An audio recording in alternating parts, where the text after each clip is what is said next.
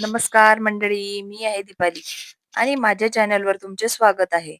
मी कथा घेऊन येत आहे, मन माझे तुझे झाले, भाग सीझन 2 भाग 23.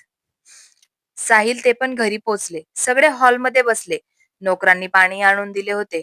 त्यांनी घेतले. साहिल, काजल खूप छान दिसत आहे. गौरीची मैत्रीण आहे तर दोघी सोबतच छान राहतील, आजी म्हणाल्या. आता आपल्याला काहीच काळजी नाही, आजोबा म्हणाले. मुलगी मला पण आवडली. आमच्यासोबत नीट बोलत होती. गेल्यावर लगेच पाया पडली. संस्कारी पण आहे. घर आवरून घेईल, शांता आजी म्हणाला. काजलचे कौतुक ऐकून त्याला छान वाटत होते. साहिल खुश झाला. सगळे त्याच्या रूम मध्ये निघून गेले. मस्त फ्रेश झाले. गौरी, तू पण खूप सुंदर दिसत होती. तुला सांगता पण आले नाही, मंदार म्हणाला. असू द्या, आज काम पण होते ना. वहिनी बघा किती काय काय आणले आहे, गौरीने आनंद होऊन म्हणाली. तुझी मजा आहे, मंदार म्हणाला. गौरी छान स्माइल करते. दोघं वस्तू बघत असतात. रिद्धी फ्रेश झाली. किती दिवस झाले वीरेनला कॉल केला नाही. त्याला कॉल करून का, रिद्धी मनातच म्हणाली. मोबाईल हातात घेतला. रिद्धीने वीरेनला कॉल लावला. क्षणातच कॉल उचलून वीरेन हसत म्हणाला, हॅलो रिद्धी. हॅलो वीरेन. रिद्धीनेही हसत प्रतिसाद दिला. आज साहिल खूप आनंदी असेल ना. एंगेजमेंट कशी झाली? लग्नाची तारीख ठरली का? वीरेनने उत्सुकतेने विचारले. हो, साहिल खूप खुश आहे. एंगेजमेंट छान पार पडली, पण लग्नाची तारीख अजून ठरलेली नाही, रिद्धी म्हणाली. तू अजून मला फोटो का नाही पाठवले? काढलेच नाही का? वीरेनने थोड्या हट्टाने विचारले. आताच आम्ही घरी आलोय. रूम मध्ये आल्यावर सगळ्यात आधी तुला कॉल केला. आता तुला फोटो पाठवते, रिद्धी सांगते. ठीक आहे. आणि उद्यापासून ऑफिसला येणार ना? वीरेन म्हणाला. हो, नक्की येईल, रिद्धी उत्तरली. पण रिद्धी, तू मला कॉल कशासाठी केला होता? वीरेनने कुतूहलाने विचारले. आपण नेहमी ठरवतो कुठेतरी फिरायला जायचं, पण होतच नाही. मला वाटतं आता खरंच काहीतरी ठरवूया, रिद्धीने हसत सांगितले. मग असं करूया, मंदार ऑफिसमध्ये व्यक्त असेल त्या दिवशी आपण कुठेतरी जाऊ. नाहीतर एक दिवस मस्त पिकनिक करायची का, त्यांना विचारून घेऊया, वीरेनने सुचवले. वा, हे तर मस्तच आयडिया आहे. त्यात आपण काजललाही सोबत घेऊ शकतो, रिद्धी आनंदाने म्हणाली. मस्तच, वीरेन हसून मान्य केलं. दोघांनीही छान गप्पा रंगल्या. काही क्षणातच कॉल कट झाला. रिद्धी आजी आजोबांजवळ जाते. ते दोघं गप्पा मारत बसलेले असतात. आजी साहिल आणि काजल सोबत छान दिसत होते. आता लग्नाची पण तारीख लवकर निघाली पाहिजे, रिद्धी म्हणाली. उद्याच गुरुजींना बोलवून घेऊ, आजोबा म्हणाले. आजी, आता दिवाळी येत आहे. गौरी वहिनीची पहिलीच दिवाळी आहे. आपण काय करायचे? रिद्धी म्हणाली. सरिता आणि इंदू सोबत बोलते, आजी म्हणाल्या. गौरी एक दिवस जेवण बनवायचं होतं. ती म्हणाली होती आपण तिला बनवायला देऊया, आजोबा म्हणाले. गौरी वहिनीला खरंच जेवण बनवायचे आहे का? रिद्धी म्हणाली. हो, आजी म्हणाल्या. त्यांच्यासोबत शांता आजी पण गप्पा मारायला येतात. मग ते गप्पा मारत बसतात. रॉकी त्याच्या रूम मध्ये बसला होता. गौरीचा विचार करत होता. किती सुंदर आहे, नाजूक आहे. तिचा चेहरा डोळ्यासमोरून जात नाही. चांदणाचा चेहरा आहे. किती बघू तरी मन भरत नाहीये. मला तिच्यासोबत लग्न करायचे आहे. तिला माझी बनवायची आहे, रॉकी मनातच म्हणाला. किती वेळ तो तिचाच विचार करत होता. सकाळी लवकर गुरुजी आले. सगळे ऑफिसला निघून गेले होते. काजलचे आई बाबा पण आले होते. ते घर बघत होते. किती मोठं आहे, नोकर आहे, तरी हे लोक किती साधे राहतात. दोघं पण मनात विचार करत होते. गुरुजी पंचांग बघत होते. गुरुजींनी दिवाळी नंतरच्या 4-5 तारीखा सांगितल्या. आजोबांनी त्यातली एक तारीख निवडून काजलच्या आई बाबांना विचारले, तुम्हाला चालेल का? त्यांनी होकार दिला. मग गुरुजींनी मुहूर्त पाहून त्यांना सांगितले. थोडा वेळ बसून गुरुजी निघून गेले. काजलच्या आई बाबांनी चहा घेऊन बाकी ठरवून घरी निघून गेले.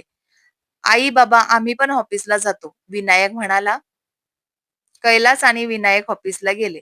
आई बाबा, आपण आता दिवाळीच्या तयारीला लागायला पाहिजे. आपण काजलसाठी काहीतरी घ्यायचं का?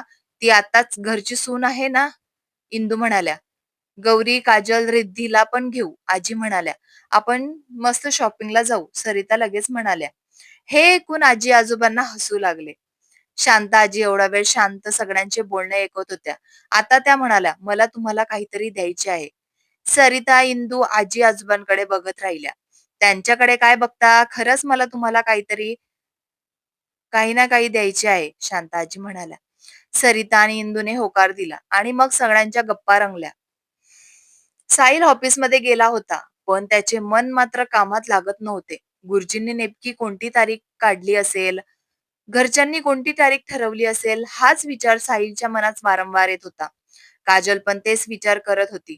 तोपर्यंत तिच्या आईचा कॉल आला. तिला सगळे सांगितले. तिने लगेच कॉल ठेवून दिला आणि नंतर आनंदात कामाला लागली. गौरी गुरुजीने गेले असतील, काय तारीख ठरवली असेल ते घरी विचारायला हवं ना, मंदार म्हणाला. आईला कॉल करायचा का? गौरी म्हणाली. मी मॉमला कॉल करतो, मंदार म्हणाला आणि सरिताला कॉल लावला. सरिताने लगेच कॉल घेतला. त्या आताच रूम मध्ये आल्या होत्या. त्या पण मंदारला कॉल करणार होत्या. तोपर्यंत मंदारचाच कॉल आला. त्यांनी लगेच घेतला. हॅलो मंदार, सरिता म्हणाल्या. हॅलो मॉम, काय तारीख ठरली? गुरुजी काय बोलले? मंदार म्हणाला. सरिताने मंदारला सगळं सांगितले. मज्जा आहे. दिवाळीच्या तारीख तयारीला लागले पाहिजे, मंदार म्हणाला. आमचं सगळं बोलून झालं आहे. त्या रिद्धीला पण सांग, सरिता म्हणाल्या. आत्ताच तिच्या कॅबिन मध्ये जाऊन तिला सगळं सांगतो, मंदार म्हणाला. आता मी कॉल कट करते. तू काम करून घे, सरिता म्हणाल्या आणि कॉल कट केला. मंदारने गौरीला सांगितले. ती पण खुश झाली. मी रिद्धीला सांगून येतो, मंदार म्हणाला आणि केबिनच्या बाहेर निघून गेला. गौरी तिचे काम करत होती. रॉकी मंदारच्या ऑफिसमध्ये आला होता. त्याने रिसेप्शनला चौकशी केली. तो मंदारच्या रूम मध्ये जायला निघाला. नॉक करून कॅबिन मध्ये गेला. त्याचा गौरी दिसली. तर गौरी काम करत होती. तिला वाटले मंदार आले असतील. तिने काही लक्ष दिले नाही. रॉकी तिच्याकडे बघत होता. मंदारने रॉकीला सिद्धीला सांगितले आणि त्याच्या कॅबिन कडे निघाला. मंदार कॅबिन मध्ये आला. त्याने रॉकीला पाहिले. हॅलो रॉकी, मंदार म्हणाला. तेव्हा गौरीने मंदार आणि रॉकीकडे बघितले. रॉकी भानावर आला. हॅलो मंदार, रॉकी म्हणाला. काही काम होते का? मंदार त्याच्या खुर्चीवर बसत म्हणाला. त्याने एक फाईल आणली होती. ती मंदारला दिली. त्याने गौरीकडे बघितले. तुझ्याकडे किती पाहू, मन माझे भरत नाही. तुझ्या डोळ्यात हरवून स्वतःलाच सापडत नाही. तुझ्या रूपाचं मला वेड लागलंय. प्रत्येक क्षण तुझा भासतो. तुझ्या हसऱ्या चेहऱ्याने मन माझं वेड पागल होतं. तुझी स्मित जणू चांदण्यांची लय. तुझं बोलणं गोड सुराची सजणी. तुझ्यासोबत प्रत्येक क्षण झाला जगण्याची खरी नवी कारणी. मंदारने फाईल बघितली, रॉकी जवळ दिली. आता मी निघतो, रॉकी म्हणाला आणि जड पायाने कॅबिन बाहेर गेला. गौरी तिचे काम करत होती. मंदार पण त्याचे काम करत होता. रिद्धीच्या कॅबिन मध्ये विरेन आला होता. रिद्धी काम करत होती. विरेनने रिद्धी जवळ गेला. रिद्धी, काम झाले का? विरेन म्हणाला. हो झाले. तू कसं काय आला? काही काम होय का? रिद्धी म्हणाली. तुला भेटायला आलो. आपल्याला बोलता येत नाही, आज तुझ्यासोबत बोलायला आलो. विरेन खुर्चीवर बसत म्हणाला. मी कॉपी मागवते, रिद्धी म्हणाली आणि कॉल करून 2 कॉपी मागवल्या. दोघं मस्त गप्पा मारत होते. त्यांची कॉपी पण झाली. दोघांनी घेतली. नंतर विरेन त्याच्या कॅबिन मध्ये निघून गेला. साहिल आताच मीटिंग वरून आला होता. घरी काय बोलणं झालं असेल ते अजून त्याला समजले नव्हते. काजलला कॉल करू का? तिला तिच्या आईने सांगितले असेल. साहिल मनातच विचार करत होता. त्याने मोबाईल हातात घेतला आणि काजलला कॉल केला. काजलने पण लगेच कॉल उचलला. हॅलो, काजल म्हणाली. तुला लग्नाची तारीख समजली का? साहिल म्हणाला. तुम्हाला अजून समजली नाही का? काजल म्हणाली. आता मीटिंग वरून आलो आहे. तू सांग ना, कोणती तारीख निघाली आहे? साहिल म्हणाला. मे महिन्यात ठरली आहे, काजल म्हणाली. मे महिन्यात? किती उशीर होईल. मला लग्नाची तारीख लवकरची हवी आहे, साहिल म्हणाला. आता लवकरच मे महिना येईल असे काय करत आहे? काजल म्हणाली. मला तुला मिठीत घेऊन झोपायचे आहे. मॉर्निंग किस हवा आहे. पहिल्याच वर्षात बाळ हवं आहे, साहिल म्हणाला. काजल तर काहीच बोलली नाही. काजल काय विचार करत आहे? मला हे सगळं हवं आहे. लाजून काही होणार नाही, साहिल म्हणाला. तेव्हाच तेव्हा बघू. आता मी कॉल कट करते. मला काम आहे, काजल म्हणाली आणि कॉल करून टाकला. काजलने खरी तारीख नाही सांगितली असणार. थोड्या वेळाने घरी गेल्यावर समजेलच. साहिल मनात म्हणाला, थोडं काम बाकी होते ते करायला लागला. आजी आजोबा आणि शांत आजी गप्पा मारत होते. सरिता आणि इंदू पण त्यांच्या जवळ गप्पा मारतला आल्या. सरिता, गौरीला जेवण बनवायचे आहे. उद्या त्यांना सुट्टी पण आहे, तर सकाळीच तिला जेवण बनवू दे, आजोबा म्हणाले. आपण किती मेंबर आहेत, एवढ्या सगळ्यांचं ती एकटी कसं बनवणार? सरिता काळजीने म्हणाल्या. आपण मदत करू, एकटीवर कसं टाकणार? इंदू म्हणाल्या. हो, चालेल. सरिता म्हणाल्या. बाकी मग ते असंच बोलत होते. गौरी आणि मंदार घरी आले. ते पण आजी-आजोबांसोबत बोलायला तिथंच बसले. त्यांच्यासोबत रिद्धी पण होती. बाकीचे पण आले. सरिता किचनमध्ये निघून गेल्या. सगळ्यांना चहा आणि कॉफी सांगतात. सगळे बाहेर येऊन बसले. नोकरांनी कॉफी आणि चहा घेऊन येतात. सगळ्यांनी घेतले. "गौरी तुला जेवण बनवायचे आहे ना? तू दुपारी जेवण बनव," आजोबा म्हणाले. गौरीला आनंद झाला. "बाबा आपल्याकडे नोकर आहे. गौरी का जेवण बनवणार?" विनायक म्हणाले. कैलासचे पण तेच म्हटले. रिद्धीला माहिती होतं. "वहिनी छान जेवण बनवते. मी एकला आहे," साहिल म्हणाला. "आपण वहिनीला मदत करू. आता आपण ठरवू काय जेवण बनवायचे आहे," रिद्धी म्हणाली. सगळ्यांनी ठरवलं काय बनवायचं आहे. साहिल लग्नाची तारीख ठरली. तुला सांगायचं राहिलं, कैलास म्हणाले. "दॅट काय तारीख आहे?" साहिल उत्सुकतेने म्हणाला. "दिवाळीनंतर 15 दिवसांनी लग्नाची तारीख आहे," कैलास म्हणाले. "काजलला बघतोच. मला खोटं तारीख सांगितली काय? तिला विचारायला पाहिजे." साहिल मनातच म्हणाला. "रखमाताईचं तिकीट काढून ठेवतो." रिद्धी म्हणाली. "मी काढतो." मंदार म्हणाला. "तिला मुंबई पाहायची आहे. तिला लवकरच तिकीट काढ. मुलांनाही इथे राहता येईल." सरिता म्हणाल्या. साहिल, मावशीचं पण तिकीट काढायचं आहे. तिचा कॉल आला होता. तिचा मुलगा तिच्यासोबत राहत नाही. ती एकटीच असते. लग्नाला येईल, काही दिवस इथं राहील. इंदू म्हणाल्या. "मॉम कशाला येत आहे? ती आली की सगळ्यांमध्ये भांडण लावते. तिला वेळेवर येऊ दे." साहिल नाखुशीने म्हणाला. "साहिल, असं नाही बोलायचं. ती तुझी मावशी आहे ना?" आजी समजावत म्हणाल्या. साहिल काहीही बोलला नाही. "जेवण करून घेऊ," सरिता म्हणाल्या. आजी-आजोबा हो म्हणाले. सरिता नोकरांना सांगायला आत निघून गेल्या. ते मस्त जेवण करून घेतात. थोडा वेळ गप्पा मारून सगळे आपल्या आपल्या रूम मध्ये निघून जातात. साहिल काजलला कॉल लावतो. काजलने पण लगेच घेतला. "हॅलो," काजल म्हणाली. "तुझे हॅलो ठेव तुझ्याकडे. माझ्यासोबत खोटं का बोललीस?" साहिल नाराजपणे म्हणाला. "जेवण केलं का?" काजल शांतपणा म्हणाली. "मी काय बोलतोय तुला समजत नाहीये का?" साहिल रागात म्हणाला. "थोडीशी मजा केली." काजल हसत म्हणाली. "तू अशी मजा करत आहे का? अजून जास्त महिने नाहीये उरलेत. तुला बघतोच." साहिल चिडून म्हणाला. "बघा ना मग तुमच्याकडेच असणार आहे." काजल खट्याळपणे म्हणाली. "तुझे काहीच ऐकून घेणार नाही." साहिल हट्टाने म्हणाला. "तुम्ही असे करणार का खरंच?" काजल लाडाने म्हणाली. "हो." साहिल हसत म्हणाला. दोघं पण बोलत राहिले. प्रेमाच्या गोड गप्पा आणि थोडीशी भांडण त्यांच्यात होत राहिली.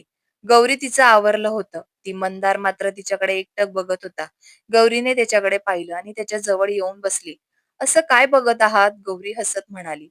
"गौरी, आपण किती मेंबर आहोत? एवढ्या लोकांचा स्वयंपाक तू कसं काय करणार?" मंदार काळजीने म्हणाला.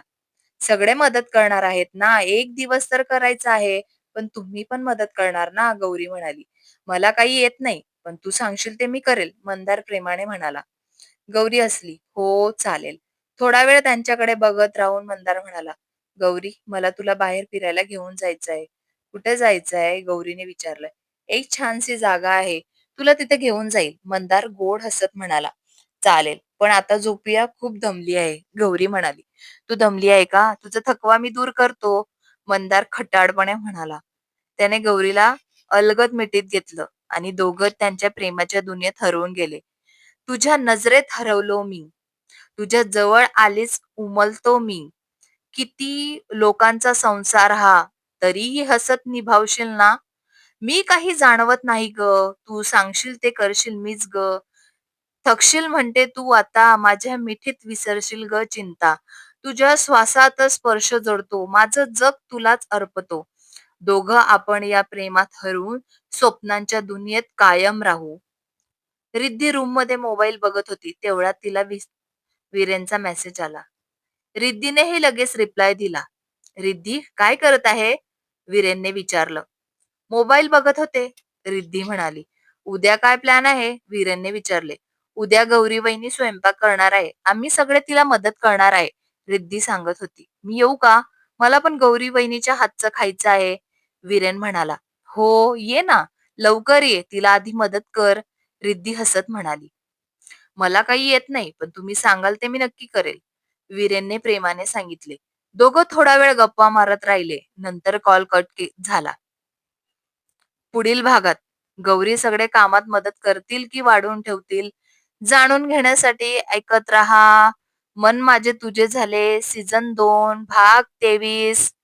कथा आवडत असेल तर लाईक करा, कमेंट करा. पुढील भाग ऐकायचा असेल तर सबस्क्राईब करा. मला सपोर्ट करा. धन्यवाद.